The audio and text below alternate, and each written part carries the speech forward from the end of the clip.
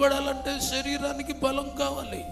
అలాగే నువ్వు పాపం చేయకన్నా నిలబడటానికి నీ ఆత్మ బలం కావాలి, ఆత్మ బలము కావాలి. అది లేకపోతే నువ్వు నిలబడలేవు, ఎవడు నిలబడమన్నా నిలబడలేవు.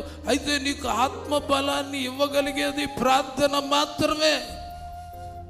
ఆ ప్రార్థన చేసుకుంటే ఆయన ఎదుట నిలబడటానికి నీకు శక్తి వస్తుంది.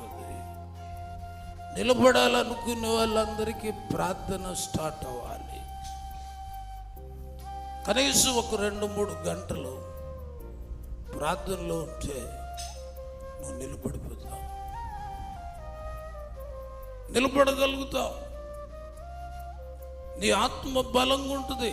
చూడండి, ఒకడు శరీరం బలంగా ఉందనుకో, ఇంకొకడు వచ్చి అన్ని తోసిన పడ్డా, ఎందుకంటే బలం ఉంది ఆడికి. నువ్వు కూడా లోపల బలంగా ఉంటే సాతానుగాడు ఎంత తోసినా నువ్వు